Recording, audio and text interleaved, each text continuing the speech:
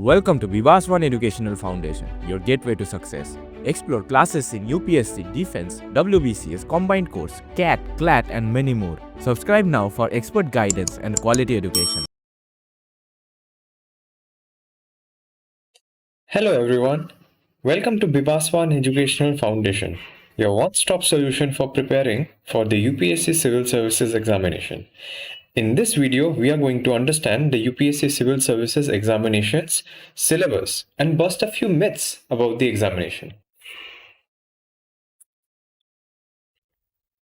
Now, there are a few myths that needs to be shattered about this examination that we generally hear from our friends, peers, colleagues, or even on the internet. Now, the first myth that is out there is that it is the most difficult examination in the world. This is incorrect. It is not the world's most difficult examination because, one, it has a set defined syllabus and there is a set pattern to the examination. Also, it might be that people think it is the most difficult examination in the world because of the number of people who go apply for the examination and the number of people who go and clear the examination. Now, as per the past data, approximately 10 or so lakh people just apply for the examination, right?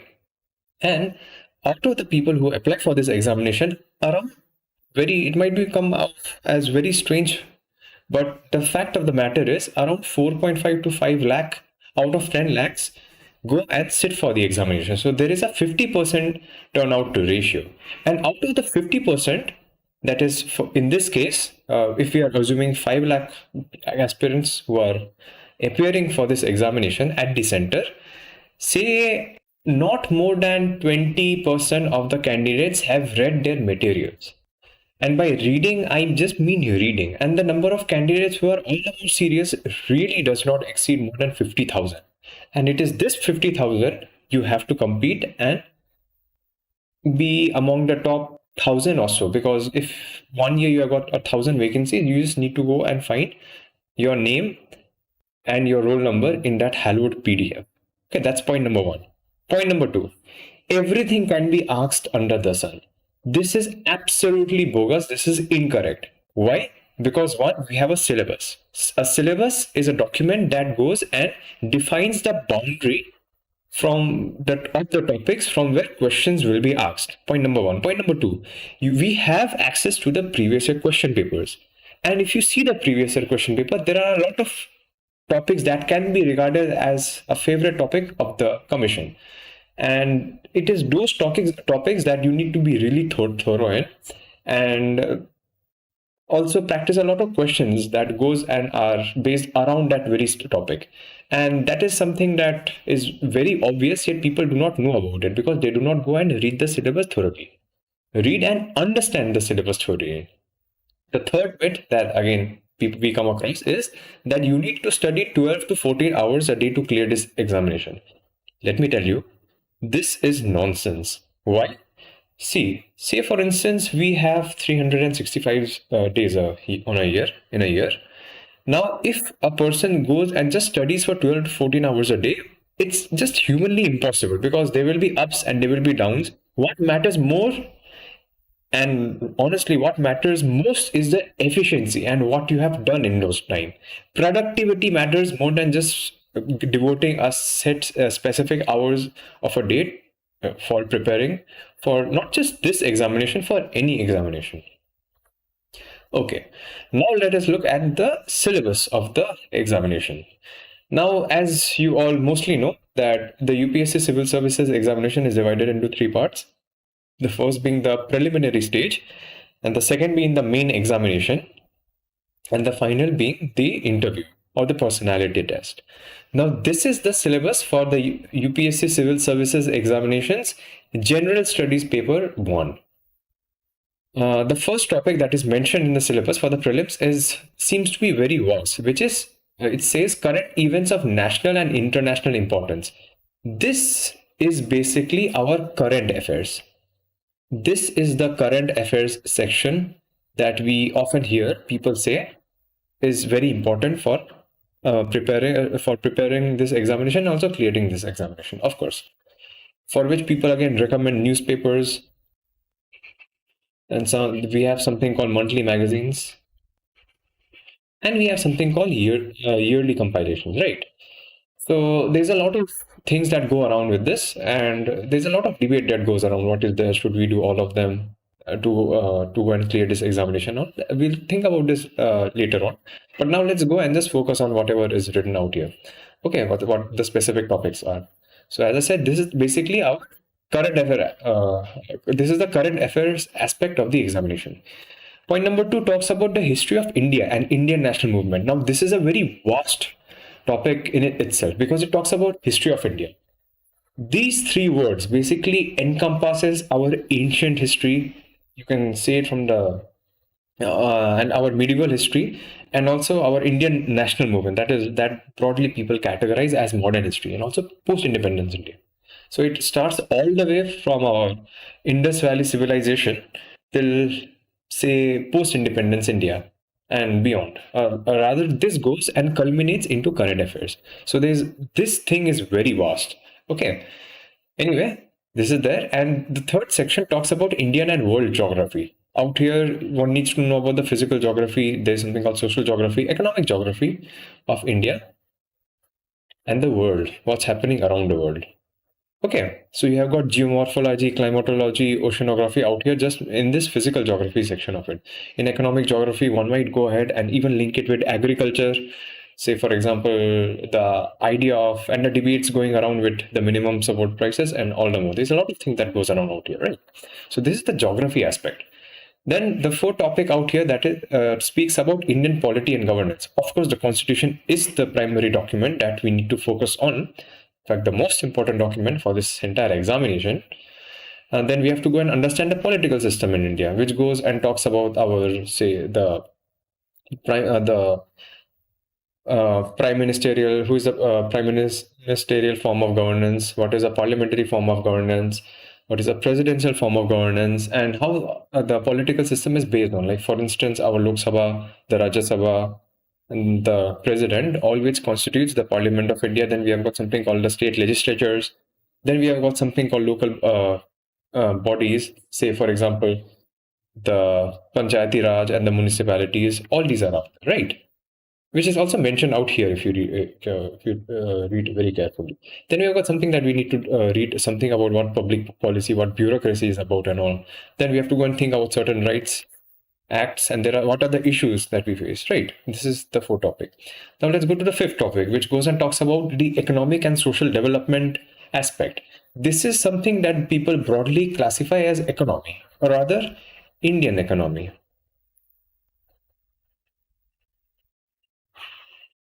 This is the Indian economy aspect of the syllabus, which goes and talks about the sustainable development goals, about poverty, about inclusion, about demographics of India, and what are the social sector initiatives by the governments. This is the fifth topic, right?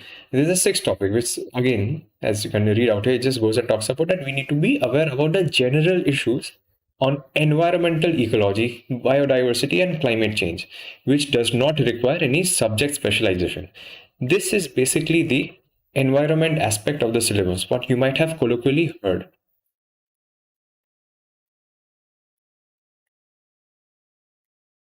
This is the environment section of the examination. And then there's something called general science. Okay, this is basically what the UPSC Prelims paper goes and talks about. Out here, there are certain words that you might find a little too broad and vague. For instance, as I said, the second topic itself goes and talks about history of India and Indian national movement. There is so much to study in the history of India that it becomes a little too overwhelming if you just go and think about it, right? So how do we go and narrow down what are the important topics? For this, we can go and look at the main syllabus, because we'll go through the main syllabus, and then you will realize, if you keep the prelim syllabus in mind, that the main syllabus is just an extension of the prelims syllabus. So let's go and see. This is the syllabus of the mains paper. This is the first paper that you will be sitting for when you will be clearing the prelims examination, and it is the GS paper 1, as people colloquially call it. This consists of Indian heritage and culture, history, geography of the world, and society. So as you can see out here, there are 1, 2, 3, 4 topics that one needs to be thorough with. Okay, So now let's look at the syllabus in depth. Out here, the first topic is about Indian culture, and it says that Indian culture will cover the salient aspects of point number one, art form, point number two, literature, point number three, architecture, from ancient to modern times. Now, if we go back in the previous slide, out here in the history of India's section, there is something called art and culture.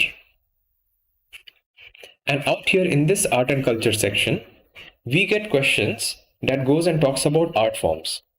Then we also get a lot of questions on literature. For example, we have had questions that has been asked on Sangam literature and many more. And then we also get questions on architectures, be it the Chaityas or many more. So if you go and see the previous year questions that have been asked from the history of India, it also includes art and culture as a section from which you get questions on the art forms, literature and architecture. So now you see how the mains examinations syllabus goes and gives us a much more narrow and specific topics that we need to really focus on if we want to go and even prepare for the prelims examination. So out here, again, coming back to this slide, these things are very important. So this is basically our art and culture topic that one also prepares for the prelims examination, but these are the aspects that one really needs to focus on. And it is pretty self-explanatory. Now, the second topic is about modern Indian history. And remember in the first slide that we had gone through that we had to go and study about the history of India and Indian national movement. Now this becomes more specific because out here it goes and talks that one, we need to only study modern Indian history. Of course, this is from the mains perspective where we have to go and write descriptive answers, and for which we need to go and study from the middle of the 18th century, which goes and starts from the decline of the Mughal Empire until the present times. Out here, we need to know about significant events, significant personalities, and significant issues. Say, for instance, if we have had questions on Gandhi, Ambedkar, Nehru, and a lot more, right? So all these, if you think about it, these are the questions that are asked from our significant personalities type. And of course, regarding events, say for example, the unfortunate Jallianwala Bagh tragedy, this becomes an important question, that an important topic that one really needs to go and study about. Then we have got something called this freedom struggle. Of course, the freedom struggle is an extension of modern Indian history. And we have had significant personalities that fought for the freedom struggle of the country. For example, Gandhi, Ambedkar, Nehru, and many more. So all this also becomes an extension of the very same syllabus. Now we have to go and study about its various stages, be it the moderates, and then we had the extremists and all more. And here it also goes and extends about the very same topic of significant personalities as important contributions from different parts of the country by different people, of course. And then there is something called post-independence consolidation and reorganization within the country. Because when India got independent, so we had a lot of problem about, or rather issues about the idea of princely states and their mergers, which was done by Sardar Vallabhbhai Patel, the Iron Man of India. So we need to go and study post-independence in that sense. And then we also need to go and study about reorganization within the country. And we have had questions that have been asked from this, descriptive type questions. Although keep in mind that we have had not so many questions that have been asked from this section, but nevertheless, it becomes an important topic. There's no topic that one should miss. Now, this is the fifth topic that is mentioned in the first paper of the mains examination, history of the world. Now, honestly, you don't get a lot of questions from this topic. However, again, just like what I said about the post-independence consolidation and reorganization within the country topic, this should also not be missed. However, you can keep the priority of this pretty low, and you should go and prioritize Indian heritage and culture, history and geography, and society even higher than this. But nevertheless, this is not a big topic per se, because and there are very specific topics that have been mentioned up here. Say, for example, the Industrial Revolution. Then we have had questions on world wars. Then we have had questions on redrawal of national boundaries, colonialization, decolonialization, political philosophies, like for instance, communism, capitalism, socialism, and their form and effects in the society. Out here, if you go and if you observe the previous year question paper, you have had questions on not just the industrial revolution, but whatever revolutions, watershed moments that the world has faced. For example, be it the American Revolution, be it the French Revolution, or be it the Russian Revolution. So these are also certain topics that one needs to go and read up. Okay. Then we have been asked questions from the salient features of Indian society, diversity of India. Now, this section that is in red, this is basically our Indian society section. And out here, the subtopics of this specific topic that is there in the heading that you can see out here is very well written, which means that you just need to go and focus on these specific topics and have maybe 2 or at max 3 pages of notes on these very topics, and that will be more than sufficient for you to go and do this paper pretty well. That the first topic that is mentioned out here is basically salient features of Indian society and diversity of India. Say, for instance, India has a lot of people from various castes, creed. We have got multiple languages and there are multiple cuisines, and there are problems with such a diversity in India, and it is also a blessing for India. So that's there. So if one can just go and procure notes for this topic and study it in a very holistic manner, one will be able to go sail through this topic. Okay, and this topic out here, role of women and women's organization. This is a very, very important topic because if you open the UPSC syllabus, or rather the prospectus that is issued by the UPSC, on every page, you will find that UPSC goes and stresses for a much more gender inclusive workforce, and women candidates are encouraged to apply for the examination. It's written out there. So study this in a very holistic manner and study it very carefully. There is another topic of population and their associated issues. Of course, one needs to go and have maybe 2 pages of notes for this, and one can go and link it with one of the features of Indian society also. And the question of India's population can also be linked with poverty, and which is again a very pressing issue of the country. And the other topic is about the developmental issues regarding a lot of issues arising out of, say, for instance, urbanization and rural issues. Say, for instance, even the problems of communalism, as you can see it in the 4th topic out here, how it goes, and it can go and fuel poverty. You can go ahead and link so many sections of this specific subject, that is society, that you can have a very holistic study of this. For instance, globalization. One can go ahead and link it with poverty, the increase in poverty post 1991 economic reforms in India. We have got something called, okay, let's go and see about other topics. We have got one topic on effect of globalization on Indian society. This primarily talks about the effect of the 1991 LPG reforms, that is the liberalization, privatization and globalization reforms that were initiated in India. So why we had to do it, what were its issues that we had to face, and what were the benefits that we had to face, and what is the way forward, what are we thinking right now. So this is there. Then we have got something called social empowerment of various sections, be it the women, be it the minorities, and be it even a regional development and regional social empowerment, be it even the elderly section, be it the young children. So this all can come under that section. Then there are these topics of communalism, regionalism, and secularism that one needs to go and study very carefully, right? So basically, Indian society as a topic is very vast, but it's very interesting and it's very easy because we live in a society. We are aware of certain things, problems, issues that the society faces, and we might have some way forwards or solutions that we think and that can be implemented. So it's not very difficult and it's a very interesting topic, right? And this is our Indian society. The second topic out here is the geography section. Coming back to the first slide, remember we had mentioned about Indian and world geography as a topic in the prelims paper that goes and encompasses physical, social, and economic geography of India and the world. This section is a little more elaborate, and we are going to use the syllabus to understand what are the things that could be potentially asked. The first one being the salient features of the world's physical geography. The second being distribution of key natural resources across the world. That includes South Asia and the Indian subcontinent. We have had questions in our prelims examination that went and talked about the certain issues that South Asia faces. For instance, cyclones.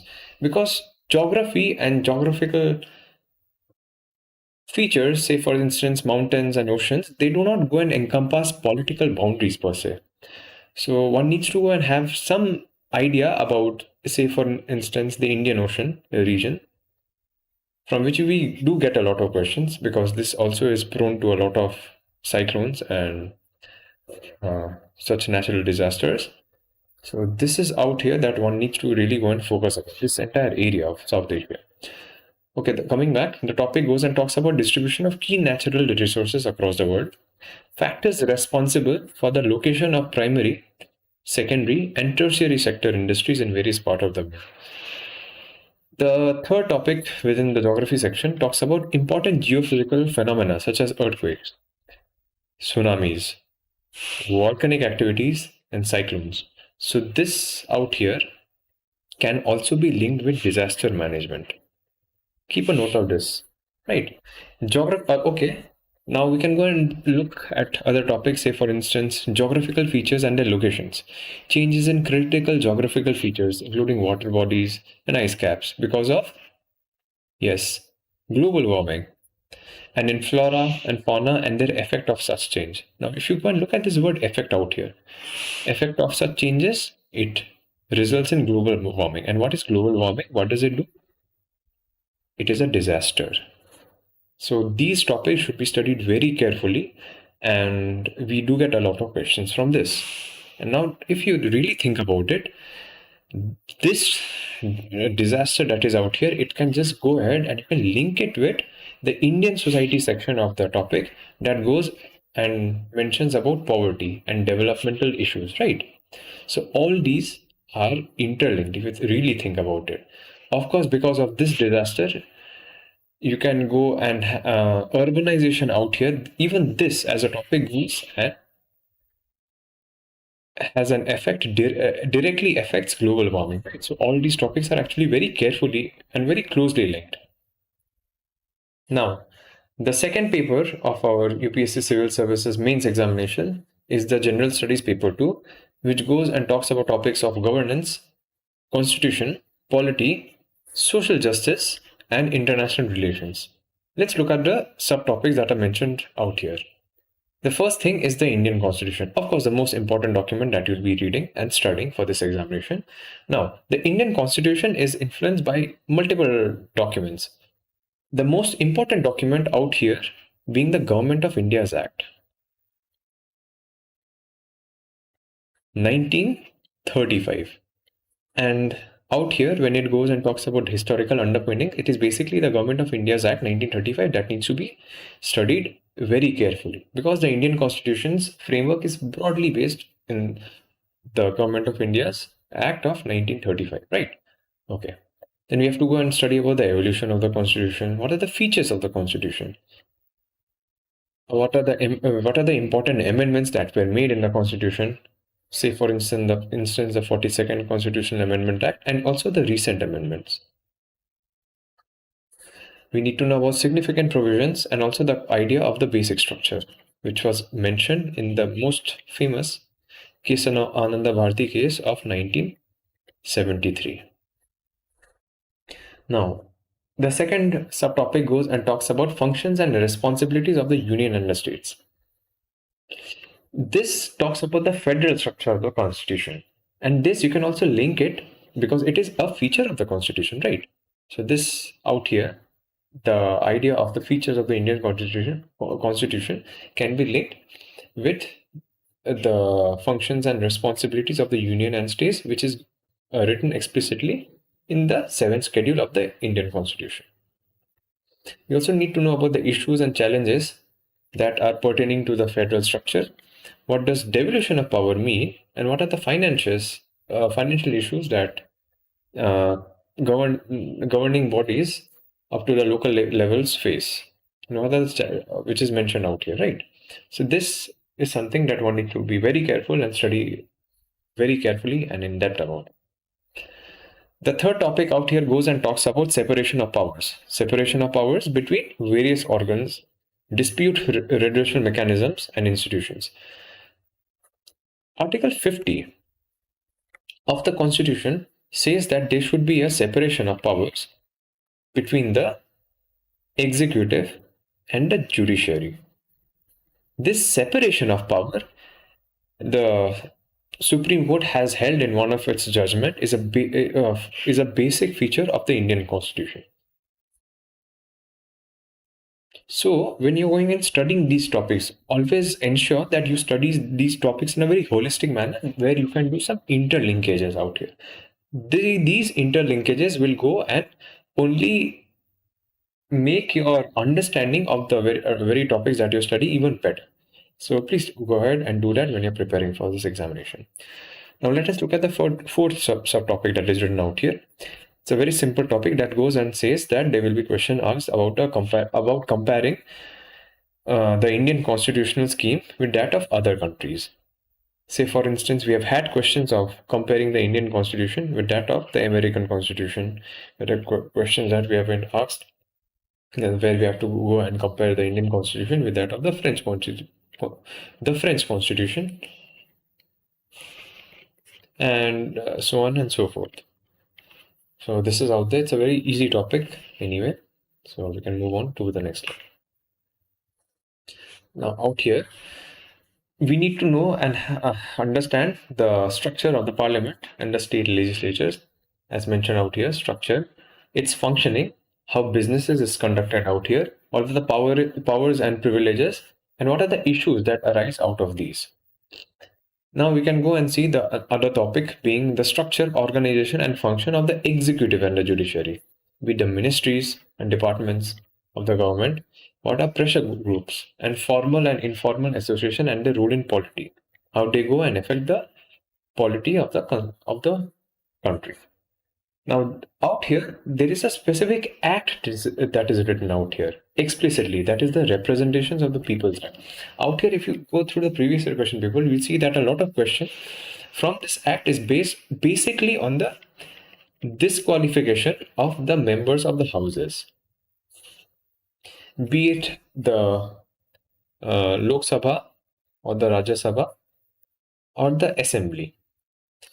This questions about disqualification is a very favorite topic of the commission, because from the Representations of People's Act, which is a very huge act, you generally get questions on basically the disqualification that people face and the issues, and who is the person who goes and disqualifies, is there any time limit or not. So this act should be read very carefully. Now the fourth topic out here talks about appointment to various constitutional posts. Of course, out here, because the going through the previous year question paper, you will go and understand that the CAG and the office of the governor becomes very important, because these are very important constitutional posts. What are the powers, functions, and responsibilities of various constitutional bodies? There are specific constitutional bodies, like for instance, even the Attorney General for India, be it the high courts, and so on and so forth. So there are very few but specific constitutional posts that is mentioned in the constitution that one needs to be very well read about them, because questions are asked from this section. Then the other topic goes and talks about statutory, regulatory, and various judicial bodies. Say for instance, when we talk about the regulatory bodies, for the stock market we have the SEBI. For the insurance sector, we have the IRDAI. For banks, we of course have the Reserve Bank of India. So these regulatory bodies, and of course for the telecom sector, we have the TRAI, Telecom Regulatory Authority of India. These are just few regulatory bodies out here. There are more regulatory bodies that one needs to go and read about.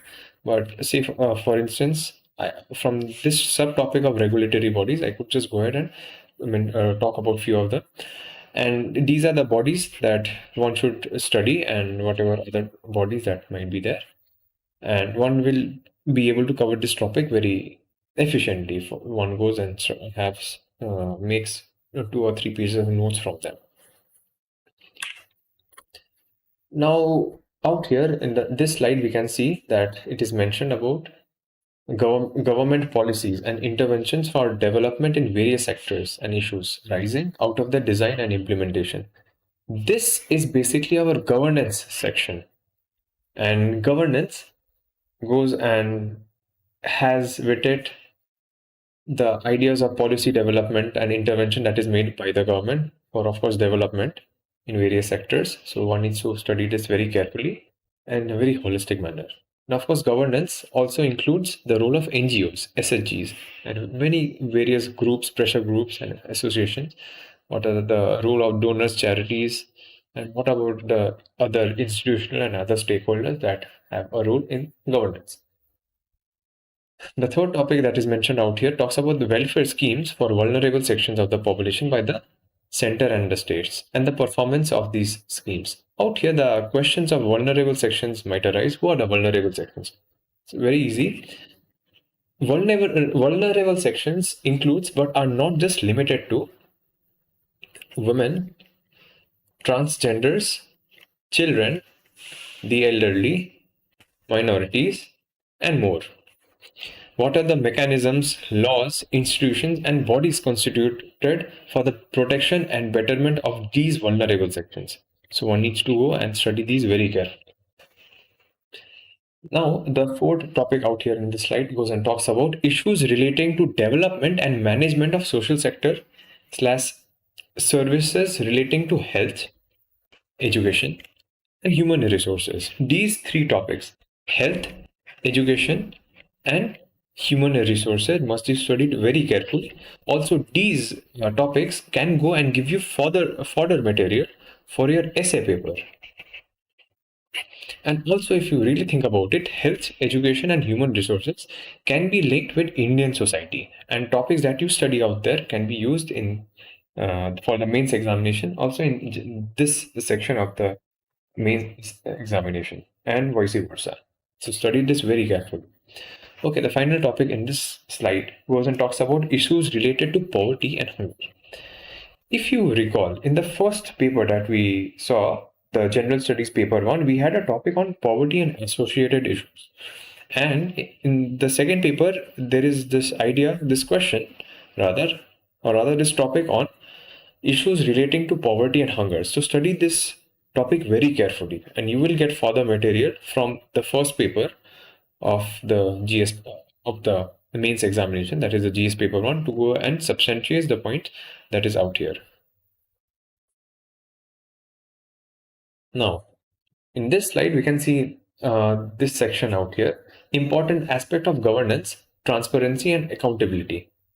What is e-governance out here? What are the applications of e-governance? What are the models of e-governance? What are the successes of it? The limitations that e-governance faces and its potential. The importance of citizens' charter, the importance of transparency and accountability in governance, and institutional and other measures. So this is also a pretty important topic that one needs to go and study. Out here, one can see this specific topic, role of civil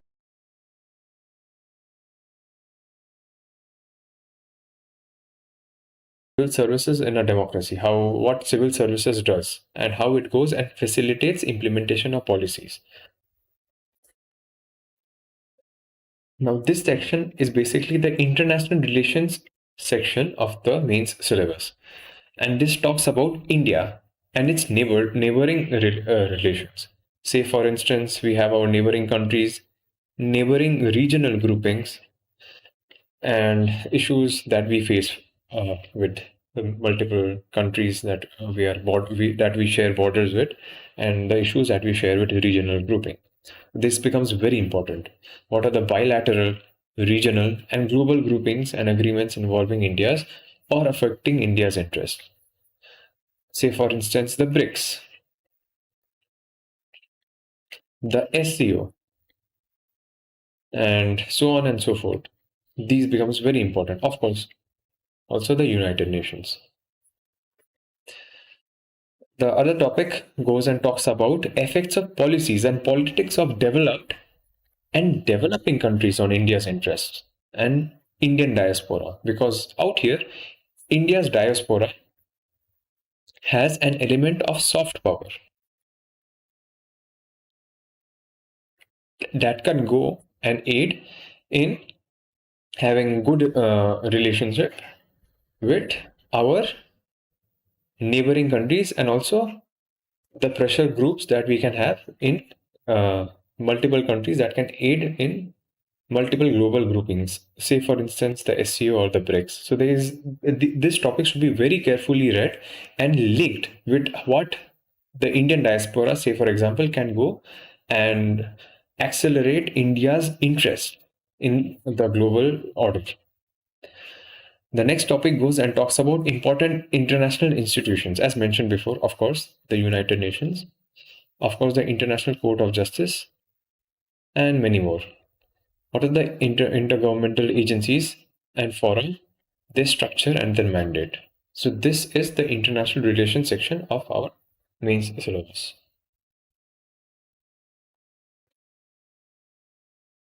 Now, let us look at the third paper of the UPSC mains examination.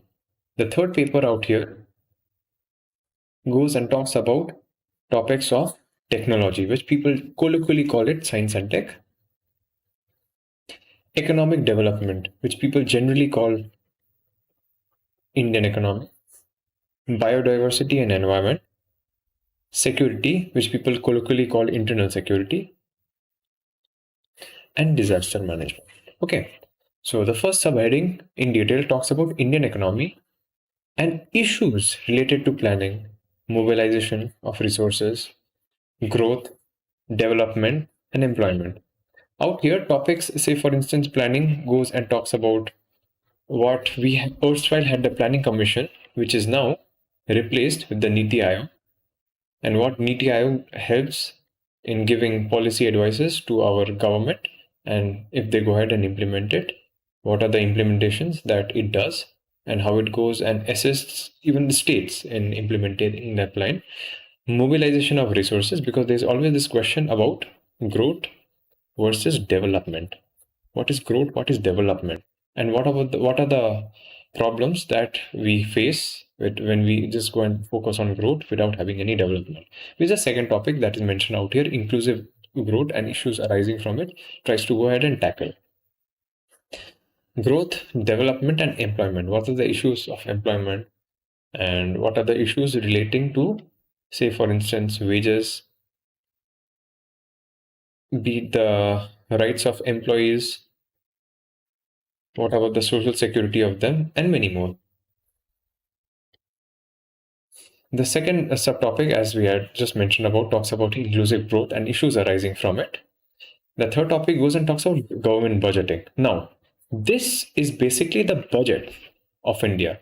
And one day before the budget, there is something called the economic survey that is presented by the government. So these two documents should be studied very carefully, because every year one gets questions from these, and the topics and facts that one gets from these documents can help us immensely to go and substantiate answers, not just for the general studies paper 3 subtopic economy, but also for, say for instance, subtopics that we find in general studies paper 1's society, and even general study paper 2's governance and social justice. Remember the topic of poverty and developmental issues. One can go and get further material, facts, figures, data, committee recommendations from these specific documents. So these documents should be studied very carefully when they come out. This section out here talks about agriculture as a topic. Now, if you see out here, the topic of agriculture is not really explicitly written out here. However, I believe, and it is pretty evident because of the subtopics that is mentioned out here, that agriculture should be studied very carefully. Why? Agriculture has direct correlation with inclusive growth and issues arising with it, and employment, because agriculture goes and gives employment to approximately half of the country's population. So this topic should be studied very carefully, and there are subtopics that are mentioned in detail. So one should go ahead and study it. The first subtopic goes and talks about major cropping patterns in various parts of the country. Pretty self-explanatory. Different types of irrigation and irrigation system storage, transportation, and marketing of agriculture produce, and issues and related constraints. Out here, say for instance, one can go ahead and even link technological aspect with that of irrigation. How? There is something called micro irrigation. Now, I'm just writing these topics out here so that you get some broad aspect about how broad the UPSC syllabus is, and how you can do some sort of interlinkages to go and have a very holistic understanding of the mains syllabus. Now, let us look at the second topic, which goes and talks about issues relating to direct and indirect farm subsidies and minimum support prices. This out here is a bone of contention because this is something that India faces. There are many debates that goes around with the idea of the minimum support prices, which we need to go and study for this examination. And we do get a lot of questions in prelims from crops that are in the MSP basket. Public distribution system. What are its objectives, functionings, limitations, and revamping? In fact, this public distribution system can be linked with e-technology in the aid of farmers. And there's a lot that one can go ahead and interlink this with. Issues of buffer stock and food security. Technology missions, economics of animal rearing. Now these, if you see as topics, when you start studying for the examination, you can go ahead and interlink this because technology mission out here, of course, is directly linked with that of e-technology in the aid of farmer, and how you can also think about how technology mission helps in irrigation and irrigation systems out here, and how this technology mission helps in the PDS system in the country. So there's a lot of interlinkages that one can go and have with such topics that is mentioned out here in the syllabus. The next subtopic goes and talks about food processing and related industries in India. What are its scope and significance, the location of it and how it affects FPIs, upstream and downstream requirements, and supply chain management. This is a very important topic. This can go and do a lot of value additions for the farmer if you really think about it. And how food processing and related industries in India can go and link this idea with that of technology missions, and then see how it can go and aid in increasing the income of farmers. The last subtopic in this slide goes and talks about land reforms in India. Of course, land as a topic in itself is very vast and can also be linked with that of governance in India, and land, agricultural land, and the problem of a lot of people who work in farms but are not landowners per se. There's a lot of issues that we face, and also one can go and link it with post-consolidation India. So this becomes a very important topic that one needs to study holistically. Now, let us look at this slide. And the first subtopic written out here is the effect of liberalization on the economy. This is our economic development section of the topic. What are the changes in industrial policies that we had to face, generally post 1991, and their effects on industrial growth? The second subtopic goes and talks about infrastructure. Of course, the government has a lot of focus on energy, more specifically clean energy, ports for trade, of course, roads for transport and trade, airports for transport and trade, and railways for transport and trade.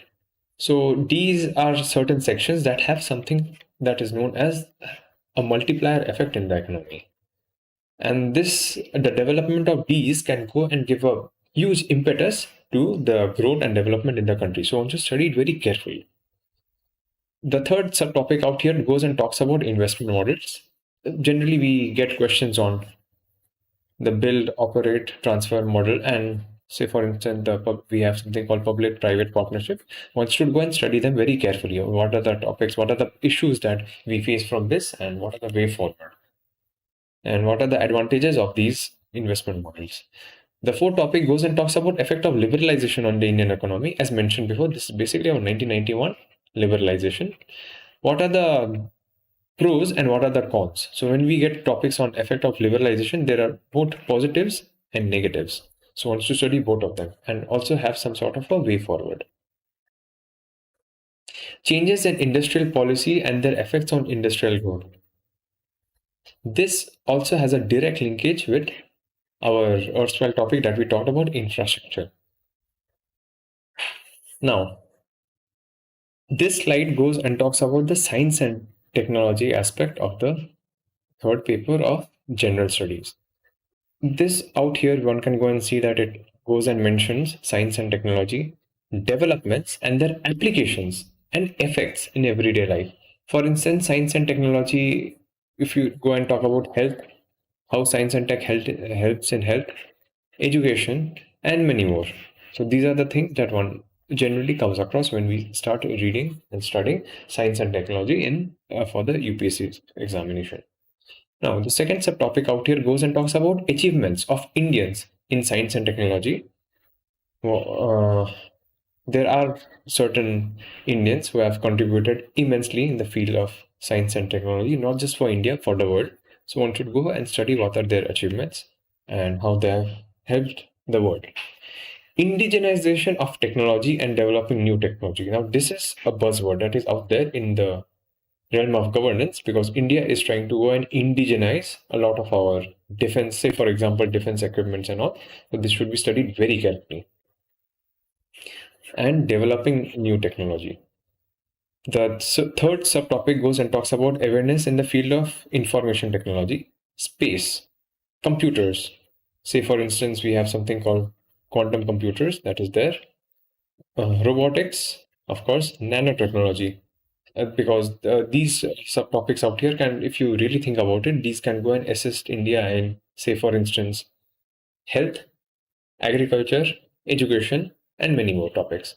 Biotechnology, of course, and issues related to intellectual property right. Because, say, for instance, during the COVID, when we had the COVID-19 pandemic, there were requests by India that said that we should go ahead and waive off the IPR for COVID vaccine. So there have been many issues, debates that go around the IPR regime. So this is something that one should be very thorough. Conservation, environmental pollution, and degradation. Environmental impact assessment.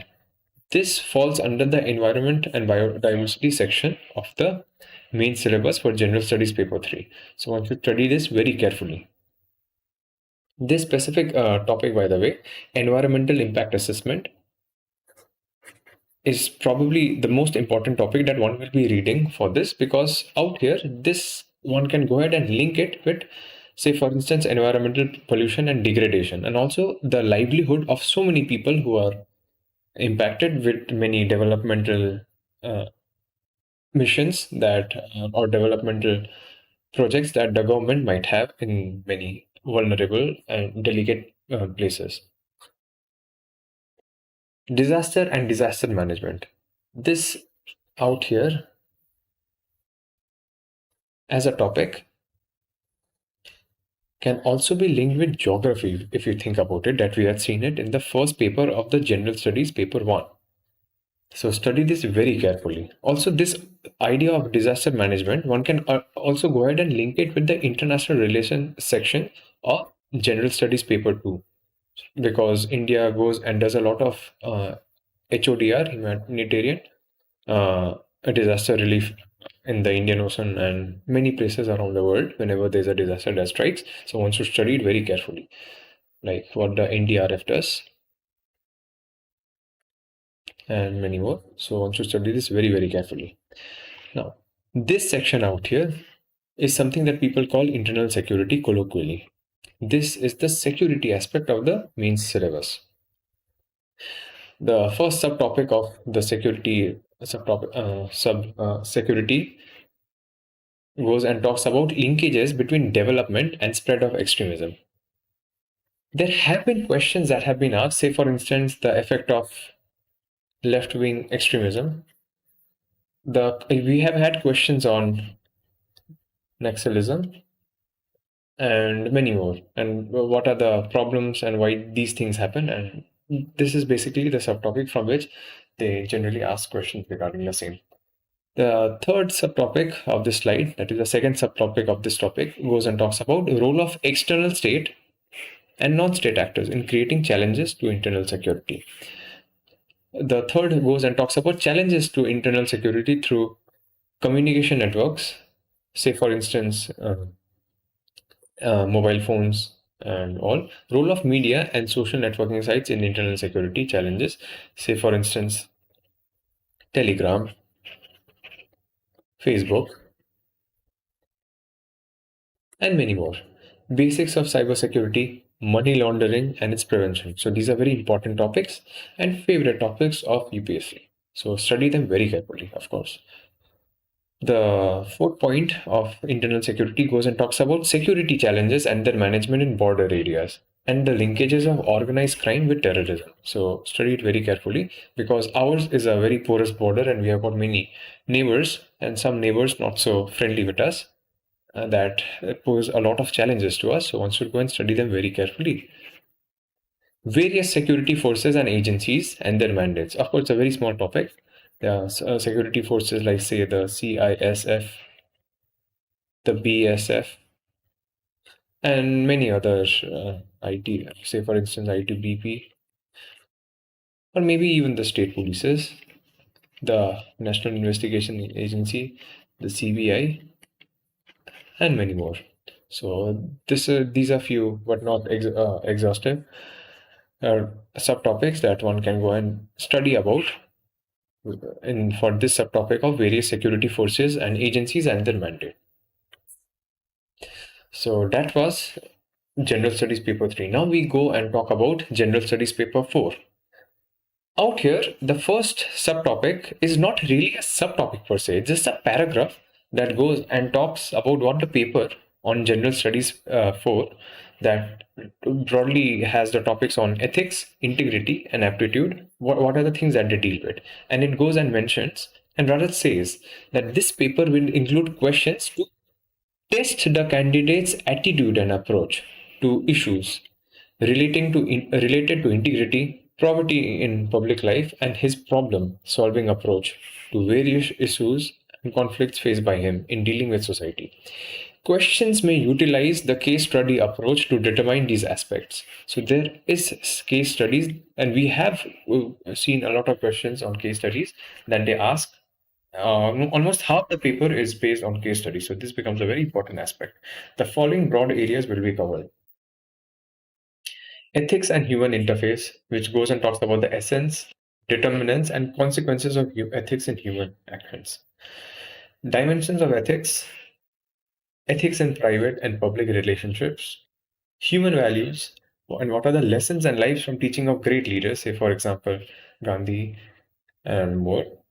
Reformers and administrators, role of family, society, and educational institutions in inculcating these values. The second subtopic in the slide goes and talks about attitude. What kind of attitude? What is the content of attitude? What is the structure of attitude? Function of attitude? What does it influence? And what are its relationship with thoughts and behavior? Moral and political attitude, social influence and persuasion. Aptitude and foundational values for civil services, because this is an examination that we are preparing for, right? Integrity, impartiality, and non-partisanship. Objectivity, dedication to public service, empathy, tolerance, and compassion towards the weaker sector, because these are something that is expected from a civil servant, right? So this should be studied very carefully if you are going and preparing for this examination. These are the values that you will have to implement while performing your duty. Emotional intelligence. What is the concept of emotional intelligence? This is very important while dealing with the public in, say, for example, heated situations, and also in our day-to-day life. And what are the utilities and application in administration and governance? Contributors of moral thinkers and philosophers from India, and not just India, and the world. So this is another topic that we need to go and study about. Then we can go up to the next topic, that is public civil service values and ethics in public administration, status and problems. What are the ethical concerns and dilemmas in government and private institutions? Because one needs to go and balance out so many things. One will be facing, and we will be getting questions on case studies where we might have pressure groups that are trying to go and coerce us to do something that might not be legally right but ethically right. So we might have to go and choose something that might be ethically wrong but legally right. So these are questions that we do get case studies of, that we need to go and have a reasoned, balanced approach answer while answering them. What are the laws? What are the rules and regulations? And what is the source of what does conscience do as a source of ethical guidance? What about accountability and ethical governance? What about how we can strengthen the ethical and moral values in governance? What about the ethical issues that people face in international relations and funding? What about corporate governance and how it goes and is very important for the growth of the country? What about probity in governance? Coming back to the another topic, we have to go and study about probity in governance. What are the concepts that we have about public service? What are the philosophical basis of governance and probity? Information sharing and transparency in government. And for this, the most important act is the Right to Information Act. What about the code of ethics that organizations generally have? Code of conduct, citizens charter that one might find outside the notice board of many government and private offices. What about work culture, quality of service delivery, which goes and say, for instance, about corruption as a evil, about time-bound delivery of services by the government, utilization of public funds, and what are the challenges of corruption as mentioned. And from these topics that we just mentioned before, in the fourth paper of the general studies, coming back about ethics, attitude, aptitude, and all more, the slides that we saw, we'll be getting case studies on above issues. So one needs to go and study them very carefully, study them, think about them, and think about the model case studies that we generally get. One can go and refer to previous year questions. And one can think about, or one should also go ahead and think about things that we go and see around with, say, for instance, alleged corruptions going here and there, and how one can go ahead and curb the menace of corruption. Or say, for instance, we do get questions on case studies where we are hypothetically posted as officers of certain departments, be it the police or governance, and then we have to take certain issues. What do we do? So we do get very important questions from here that one needs to tackle with a very good, reasoned, balanced, practical answers. Okay. So this was it. I hope this video gave you some information, some insight about the UPSC Civil Services Examination and how the examination is not everything under the sun. There is a set syllabus, a set pattern in a way that one can go ahead and intelligently derive from the syllabus that is mentioned out there and prepare for the exam accordingly. So thank you for watching this video. All the best for your UPSC Civil Services Examinations journey. Thank you for learning with bibaswanedu Educational Foundation. For contents like this, follow us on Facebook and Instagram today.